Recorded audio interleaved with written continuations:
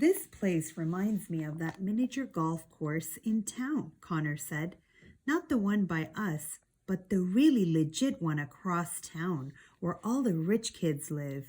At the edge of town, with the best view of the park, was Red Riding Hood's castle. The castle had 4 tall towers that could be seen from anywhere in town. It appropriately had red walls with dark red roofs, a moat circled the castle, and had its own watermill. The castle looked massive from far away. However, as the twins moved closer to it, they realized it wasn't very big at all. It was just built to look big. The moat around it was so small that one of the twins could have easily stepped over it. I bet you Red Riding Hood's basket is in there somewhere, Connor said. Alex retrieved the journal from out of her bag and began reading the specifics of collecting the basket to Connor. Unlike every other palace or castle, Red Riding Hood's isn't very difficult to break into. The castle was built so quickly after the Crawl Revolution that the builders forgot to add some basic necessities. The kitchen windows located in the back of the castle have no locks on them. The Red Riding Hood Kingdom is the safest and smallest of all the kingdoms. Therefore, they're short-handed on soldiers and guards. The halls of the castle are only patrolled until midnight, and the guards don't return until dawn. Sneak into the castle between midnight and dawn through the kitchen windows. Stay away from the main halls, and you should be fine.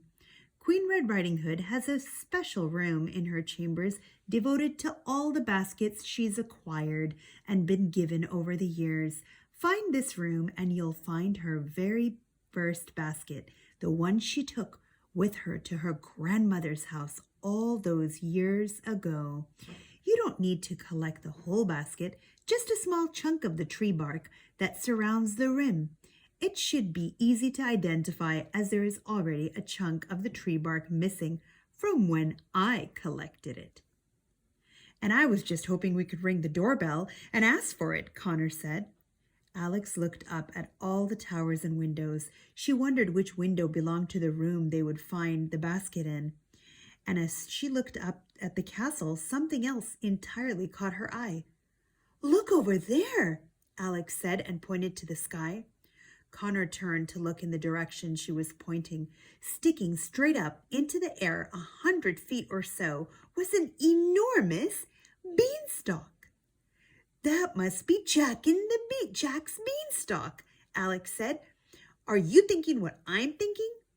"No, but I'm sure you want to go see the beanstalk," Connor said, and before he could finish, Alex had taken off toward it. The twins ran through the town and had to take a trail leading out of town to get to the beanstalk. They passed a few cottage homes and more farmland as they traveled. It was much farther than they had thought. Eventually, they saw the base of the beanstalk ahead. It was thick and curly and had huge leaves. It grew right next to an old, decrepit shack that was only large enough to have one room inside of it. A little ways behind the beanstalk and the shack was a large, elegant manor with yellow bricks and enough chimneys and windows to hold a dozen rooms.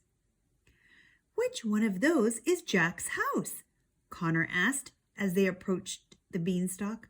Alex looked at it for a moment until she figured it out. "That shack must be where Jack lived with his mother when they were poor. And then after he defeated the giant and became rich, they must have built a new home just behind it," she said happily. They're both his." Connor shrugged. He had no reason to doubt her. "Look how tall it is," Alex said once they had reached the base of the beanstalk. "It would take a lot of bravery to climb that." Just then they heard a door slam, and a man came out of the manor. He was young and tall with short hair and broad shoulders. He was very good-looking, but he wore a subdued expression. He carried an axe and a log. "Look, Alex," Connor whispered. "Do you think that's Jack?" I don't know, she whispered back. Let's ask him. The man set the log on a chopping block in the front yard and began chopping the log into small pieces. Hi there, said Alex, being extra friendly. Hello, said the man, never looking up from chopping. Are you Jack? Connor asked him. Yep, the man said. Do you need something? No, we're just traveling around, Alex said. We saw your beanstalk from all the way in town and wanted to get a closer look. Many people do, Jack said. I have to chop it down once a week because it grows so fast. His expression barely changed as he chopped the wood. Was he just accustomed to random people approaching his home and beanstalk, and he'd just become numb to it? You have a lovely home, Alex said. Except for that eyesore in the front, Connor said, and nodded toward the shack behind him. Connor, be polite, Alex said. I've turned it into a workshop, Jack told them. He finished chopping the wood, collected the pieces in his hands, went into the shack and slammed the door behind him. Well, someone isn't much of a conversationalist, Connor said. I wonder what's wrong with him. He seems so different, Alex said. Have you met him before? Connor asked. Sometimes he wondered if she had forgotten that they were from another world. No, I just mean from the way he's always been described, Alex said. He was always so energetic and adventurous. I wonder what's troubling him. Maybe he doesn't like people coming up to his house, said Connor. If I were him, I'd get really annoyed too. Connor had another sarcastic comment to add, but he was distracted by a high-pitched sound coming from inside the manor. Do you hear that? Connor asked Alex. It sounds like singing. They both turned to face the manor as a set of window shutters were pushed open. The twins wouldn't have believed it if they hadn't been so close, but standing behind the open window was a golden woman. She happily sang a soprano ballad as loudly as she could. A set of strings played along with her, but the twins couldn't see where the music was coming from.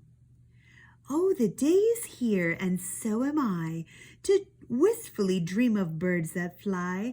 If I had legs, I'd see the world and travel away.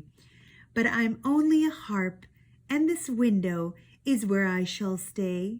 She turned to face the twins as she sang the final note, and they noticed a set of strings connected to her back. The strings played magically along to her voice. She was a magic harp. Hello, children. I didn't see you there, the harp said. Alex jumped up and down. Are you a magical harp? She asked. The one that Jack saved from the giant?